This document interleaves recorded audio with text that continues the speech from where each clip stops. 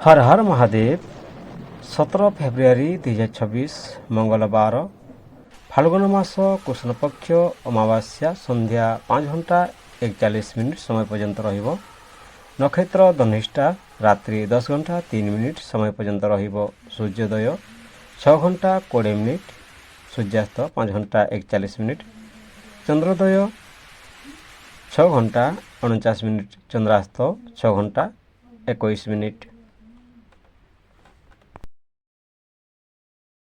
ଯମଗଣ୍ଡ 9:51 ରୁ 11:16, କୁଲିକା କାଲ 12:40 ରୁ 2:05, ଦୁର୍ମୁହୂର୍ତ୍ତ 9:17 ରୁ 10:02 ଏବଂ 11:24 ରୁ 12:15, ଅଭିଜିତ ମୁହୂର୍ତ୍ତ ଶୁଭ ମୁହୂର୍ତ୍ତ 12:18 ରୁ 1:03, ଅମୃତକାଳ 10:39 ରୁ 12:17, ବ୍ରହ୍ମ ମୁହୂର୍ତ୍ତ 5:24 ରୁ 6:12।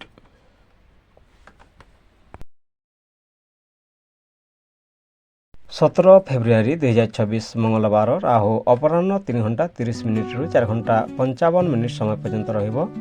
ସକାଳ 9:05 ସମୟରେ ଚନ୍ଦ୍ରମା ମକର ରାଶି ଛାଡ଼ି କୁମ୍ଭ ରାଶିରେ ସଞ୍ଚାର କରିବ। 17 ଫେବୃଆରୀ 2026 ମଙ୍ଗଳବାର ମଙ୍ଗଳ ଗ୍ରହ ସାହସ, ଶକ୍ତି, ରକ୍ତ, ଭୂମି ଓ ସଂଘର୍ଷ ଦ୍ରୁତ ନିଷ୍ପତ୍ତିରେ କାରକ। ମଙ୍ଗଳ ଗ୍ରହ ଯେଉଁ ରାଶିରେ ଗୋଚର କରେ ସେହି ଭାବକୁ ସକ୍ରିୟ କରେ ଓ ତାଙ୍କର ଚତୁର୍ଥ, ସପ୍ତମ ଏବଂ ଅଷ୍ଟମ ଦୃଷ୍ଟି ସେହି ଭାବଗୁଡ଼ିକୁ ଶକ୍ତିଶାଳୀ କରେ। ଏହି ସମୟରେ ଉତ୍ସାହ ସହିତ କ୍ରୋଧ ମଧ୍ୟ ବଢ଼ିପାରେ।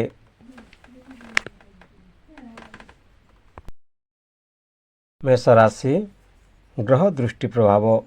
ମଙ୍ଗଳ ଗ୍ରହ ଆପଣଙ୍କ ରାଶିପତି ହେବାରୁ ବ୍ୟକ୍ତିତ୍ୱ ଓ ଆତ୍ମବଳ ବଢ଼ିବ। ଚତୁର୍ଥ ଦୃଷ୍ଟି ଗୃହ ସୁଖରେ ଚାପ ଦେବ। ସପ୍ତମ ଦୃଷ୍ଟି ଦାମ୍ପତ୍ୟରେ ଉତ୍ତେଜନା କରିବ। ଅଷ୍ଟମ ଦୃଷ୍ଟି ଆକସ୍ମିକ ଘଟଣା ଯୋଗ ରହିଛି, ସତର୍କ ରୁହନ୍ତୁ। ପ୍ରଭାବ କାର୍ଯ୍ୟରେ ସାହସିକ ନିଷ୍ପତ୍ତି, ଘରେ ମତଭେଦ, ସ୍ୱାସ୍ଥ୍ୟରେ ରକ୍ତଚାପ, ସତର୍କ ରୁହନ୍ତୁ।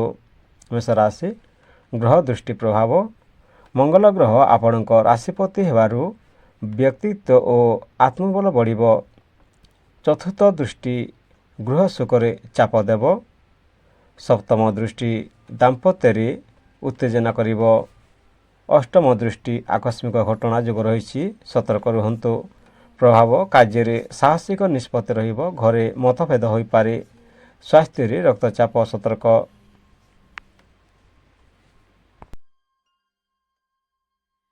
ବୃଷଭ ରାଶି ଗ୍ରହ ଦୃଷ୍ଟି। ମଙ୍ଗଳ ଗ୍ରହ 12ତମ ଭାବରେ ସକ୍ରିୟ କରିବ। ଚତୁର୍ଥ ଦୃଷ୍ଟି ସାହସ ଦେବ। ସପ୍ତମ ଦୃଷ୍ଟି ବିବାଦ ସୃଷ୍ଟି କରିପାରେ। ଅଷ୍ଟମ ଦୃଷ୍ଟି ଅପରିକଳ୍ପିତ ଖର୍ଚ୍ଚ ହୋଇପାରେ। ପ୍ରଭାବ ବିଦେଶ ସଂଯୋଗ, ଗୁପ୍ତ ଶତ୍ରୁ, ନିଦ୍ରା ଭଙ୍ଗ। ବୃଷଭ ରାଶି ଗ୍ରହ ଦୃଷ୍ଟି। ମଙ୍ଗଳ ଗ୍ରହ 12ତମ ଭାବ ସକ୍ରିୟ କରିବ। ଚତୁର୍ଥ ଦୃଷ୍ଟି ସାହସ ଦେବ। ସପ୍ତମ ଦୃଷ୍ଟି ବିବାଦ ସୃଷ୍ଟି କରିପାରେ, ସତର୍କ ରୁହନ୍ତୁ। ଅଷ୍ଟମ ଦୃଷ୍ଟି ଅପରିକଳ୍ପିତ ଖର୍ଚ୍ଚ ହୋଇପାରେ, ବ୍ୟୟ ହୋଇପାରେ, ସାବଧାନ ରୁହନ୍ତୁ। ପ୍ରଭାବ ବିଦେଶ ଯୋଗ ରହିଛି, ଗୁପ୍ତ ଶତ୍ରୁ ରହିଅଛନ୍ତି, ସାବଧାନ ରୁହନ୍ତୁ। ରାତ୍ରିରେ ନିଦ୍ରା ଭଙ୍ଗ ହୋଇପାରେ। ମିଥୁନ ରାଶି ଦୃଷ୍ଟି ବିଶ୍ଳେଷଣ। ମଙ୍ଗଳ ଗ୍ରହ 11ତମ ଭାବରେ ଲାଭ ଦେବ। ମଙ୍ଗଳ ଗ୍ରହ 11ତମ ଭାବରେ ରହିଛନ୍ତି, ଲାଭ ଦେବ। ଚତୁର୍ଥ ଦୃଷ୍ଟି ପ୍ରେମରେ ଉତ୍ତେଜନା ରହିବ। ସପ୍ତମ ଦୃଷ୍ଟି ଧନ ଚାପ ରହିବ। ଅଷ୍ଟମ ଦୃଷ୍ଟି ସନ୍ତାନ ଭାବ ସକ୍ରିୟ ରହିବ। ପ୍ରଭାବ ଧନ ଲାଭ ହୋଇବ, ମିତ୍ର ସହ ବିବାଦ ହୋଇପାରେ, ପ୍ରେମରେ ଉତ୍ସାହ ରହିବ। ଉପାୟ ଓଁ ଅଙ୍ଗାରକାୟ ନମଃ ଜପ କରନ୍ତୁ। ମିଥୁନ ରାଶି ଦୃଷ୍ଟି ବିଶ୍ଳେଷଣ। ମଙ୍ଗଳ ଗ୍ରହ 11ତମ ଭାବରେ ଲାଭ ଦେବ। ଚତୁର୍ଥ ଦୃଷ୍ଟି ପ୍ରେମରେ ଉତ୍ତେଜନା ରହିବ। ସପ୍ତମ ଦୃଷ୍ଟି ଧନ ଚାପ ରହିବ। ଅଷ୍ଟମ ଦୃଷ୍ଟି ସନ୍ତାନ ଭାବ ସକ୍ରିୟ ରହିବ। ପ୍ରଭାବ ଧନ ଲାଭ ମିତ୍ର ସହ ବିବାଦ ପ୍ରେମରେ ଉତ୍ସାହ ଉପାୟ ଓଁ ଅଙ୍ଗାରକାୟ ନମଃ ଜପ କରନ୍ତୁ।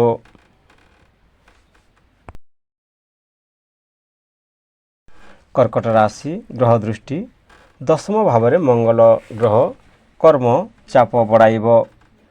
ଚତୁର୍ଥ ଦୃଷ୍ଟି ଧନ ଭାବରେ ରହିଛନ୍ତି। ସପ୍ତମ ଦୃଷ୍ଟି ଗୃହ ସୁଖ ରହିଛି। ଅଷ୍ଟମ ଦୃଷ୍ଟି ପରାକ୍ରମ ରହିଛି। ପ୍ରଭାବ କାର୍ଯ୍ୟରେ ଉନ୍ନତି ଘରେ ଚର୍ଚ୍ଚା ସ୍ୱାସ୍ଥ୍ୟ ସତର୍କ ଉପାୟ ମଙ୍ଗଳବାର ଲାଲ ବସ୍ତ୍ର ଦାନ କରନ୍ତୁ। କର୍କଟ ରାଶି ଗ୍ରହ ଦୃଷ୍ଟି ଦଶମ ଭାବରେ ମଙ୍ଗଳ ଗ୍ରହ କର୍ମ ଚାପ ବଢ଼ାଇବ। ଚତୁର୍ଥ ଦୃଷ୍ଟି ଧନ ଭାବରେ ରଖିଛନ୍ତି। ସପ୍ତମ ଦୃଷ୍ଟି ଗୃହ ସୁଖରେ ରଖିଛନ୍ତି। ଅଷ୍ଟମ ଦୃଷ୍ଟି ପରାକ୍ରମରେ ରଖିଛନ୍ତି। ପ୍ରଭାବ କାର୍ଯ୍ୟରେ ଉନ୍ନତି ଘରେ ଚର୍ଚ୍ଚା ସ୍ୱାସ୍ଥ୍ୟ ସତର୍କ ଉପାୟ ମଙ୍ଗଳବାର ଲାଲ ବସ୍ତ୍ର ଦାନ କରନ୍ତୁ।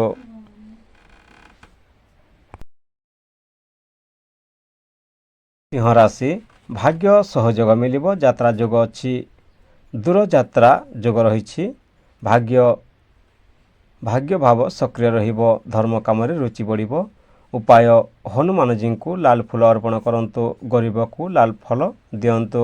ସିଂହ ରାଶି ଭାଗ୍ୟ ସହଯୋଗ ମିଳିବ। ଯାତ୍ରା ଯୋଗ ଅଛି। ଦୂରଯାତ୍ରା ଯୋଗ ରହିଛି। ଭାଗ୍ୟ ଭାବ ସକ୍ରିୟ ରହିବ। ଧର୍ମ କାମରେ ରୁଚି ବଢ଼ିବ। ଉପାୟ ହନୁମାନଜୀଙ୍କୁ ଲାଲ ଫୁଲ ଅର୍ପଣ କରନ୍ତୁ। ଗରିବକୁ ଲାଲ ଫଳ ଦିଅନ୍ତୁ। କନ୍ୟା ରାଶି ଅଷ୍ଟମ ଭାବ ସକ୍ରିୟ ରହିଛି। ଆକସ୍ମିକ ଘଟଣା ସମ୍ଭାବନା ରହିଛି। ହଠାତ୍ ଘଟଣା ସମ୍ଭାବନା ରହିଛି। ସ୍ୱାସ୍ଥ୍ୟରେ ସତର୍କ ରହସ୍ୟ ମାମଲାରେ ସାବଧାନ ରୁହନ୍ତୁ। ଉପାୟ ହନୁମାନଜୀଙ୍କୁ ଚନ୍ଦନ ଅର୍ପଣ କରନ୍ତୁ। ମଙ୍ଗଳ ମନ୍ତ୍ର ଜପ କରନ୍ତୁ। କନ୍ୟା ରାଶି ଅଷ୍ଟମ ଭାବ ସକ୍ରିୟ ରହିଛି। ଆକସ୍ମିକ ଘଟଣା ସମ୍ଭାବନା ରହିଛି। ହଠାତ୍ ଘଟଣା ସମ୍ଭାବନା ରହିଛି। ସ୍ୱାସ୍ଥ୍ୟରେ ସତର୍କ ରହସ୍ୟ ମାମଲାରେ ସାବଧାନ ରୁହନ୍ତୁ। ଉପାୟ ହନୁମାନଜୀଙ୍କୁ ଚନ୍ଦନ ଅର୍ପଣ କରନ୍ତୁ।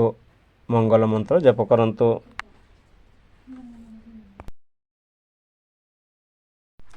ତୁଲା ରାଶି ଦାମ୍ପତ୍ୟ ଭାବ ସକ୍ରିୟ ରହିଛି।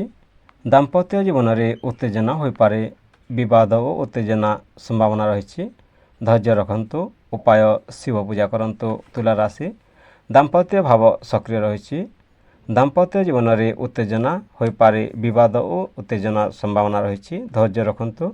ଉପାୟ ଶିବ ପୂଜା କରନ୍ତୁ। ବିଛା ରାଶି ଶତ୍ରୁ ଭାବ ସକ୍ରିୟ ରହିଛି। ମଙ୍ଗଳ ଆପଣଙ୍କ ରାଶିର କାରକ ହେବାରୁ ସାହସ ବଢ଼ିବ। ଶତ୍ରୁ ଦୂରେ ରହିବେ। ଶତ୍ରୁ ଉପରେ ବିଜୟ କରିବେ। ଉପାୟ ଲାଲ ଚନ୍ଦନ ଦାନ କରନ୍ତୁ। ବିଛା ରାଶି ଶତ୍ରୁ ଭାବ ସକ୍ରିୟ ରହିଛି। ମଙ୍ଗଳ ଆପଣଙ୍କ ରାଶିର କାରକ ହେବାରୁ ସାହସ ବଢ଼ିବ। ଶତ୍ରୁ ଦୂରେ ରହିବେ। ଶତ୍ରୁ ଉପରେ ବିଜୟ କରିବେ। ଉପାୟ ଲାଲ ଚନ୍ଦନ ଦାନ କରନ୍ତୁ। ଧନୁ ରାଶି ପ୍ରେମ ଓ ସନ୍ତାନ ଭାବ ସକ୍ରିୟ ରହିଛି। ଶିକ୍ଷାରେ ଉତ୍ସାହ ମନ ଅଧିକ ବିଶ୍ଳେଷଣମୂଳକ ହେବ। ଛୋଟ ଛୋଟ କଥାକୁ ନେଇ ଅତି ଚିନ୍ତା ହୋଇପାରେ। ସଂଯମ ଓ ବୁଦ୍ଧିମତ୍ତା ରଖିଲେ ଭଲ ନିଷ୍ପତ୍ତି ନେବେ। ଉପାୟ ବିଷ୍ଣୁ ସ୍ମରଣ କରନ୍ତୁ। ଧନୁରାଶି ପ୍ରେମ ସନ୍ତାନ ଭାବ ସକ୍ରିୟ ରହିଛି। ଶିକ୍ଷାରେ ଉତ୍ସାହ ମନ ଅଧିକ ବିଶ୍ଳେଷଣମୂଳକ ହେବ। ଛୋଟ ଛୋଟ କଥାକୁ ନେଇ ଅତି ଚିନ୍ତା ହୋଇପାରେ। ସଂଯମ ଓ ବୁଦ୍ଧିମତ୍ତା ରଖିଲେ ଭଲ ନିଷ୍ପତ୍ତି ନେବେ। ଉପାୟ ବିଷ୍ଣୁ ସ୍ମରଣ କରନ୍ତୁ।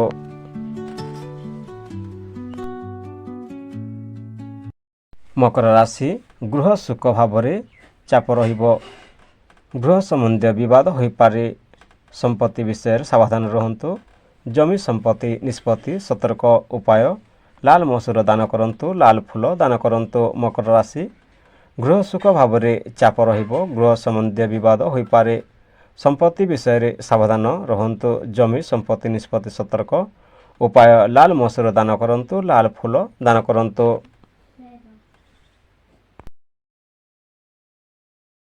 କୁମ୍ଭ ରାଶି ପରାକ୍ରମ ଭାବ ସକ୍ରିୟ ରହିଛି। ଭାଇ ଭଉଣୀ ସହ ସମ୍ପର୍କ ଗୁରୁତ୍ୱପୂର୍ଣ୍ଣ ରହିବ। ଭାଇ ଭଉଣୀ ସହ ସମ୍ପର୍କ ଭଲ ରଖନ୍ତୁ। ଉପାୟ ହନୁମାନ ମନ୍ଦିର ଦର୍ଶନ କରନ୍ତୁ। ସାହସ ବଢ଼ିବ। ହନୁମାନ ମନ୍ଦିରରେ ଦୀପ ଜଳାନ୍ତୁ।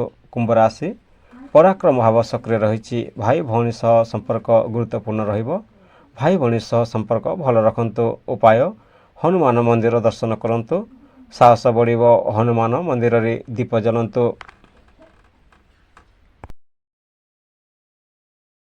ମୀନ ରାଶି ଧନ ଭାବ ସକ୍ରିୟ ରହିଛି। ଧନ ସମ୍ବନ୍ଧୀୟ ନିଷ୍ପତ୍ତିରେ ସାବଧାନ ରୁହନ୍ତୁ। କଥାରେ କଠୋରତା ଏଡ଼ାନ୍ତୁ। ଉପାୟ ମସୁର ଡାଲି ବା ଲାଲ ବସ୍ତ୍ର ଦାନ କରନ୍ତୁ। ମୀନ ରାଶି ଧନ ଭାବ ସକ୍ରିୟ ରହିଛି। ଧନ ସମ୍ବନ୍ଧୀୟ ନିଷ୍ପତ୍ତିରେ ସାବଧାନ ରୁହନ୍ତୁ। କଥାରେ କଠୋରତା ଏଡ଼ାନ୍ତୁ। ଉପାୟ ମସୁର ଡାଲି ବା ଲାଲ ବସ୍ତ୍ର ଦାନ କରନ୍ତୁ। ଭିଡ଼ିଓକୁ ଶେଷ ପର୍ଯ୍ୟନ୍ତ ଦେଖିଥିବାରୁ ଧନ୍ୟବାଦ। ହର ହର ମହାଦେବ। ବନ୍ଦେ ମାତାରାମ।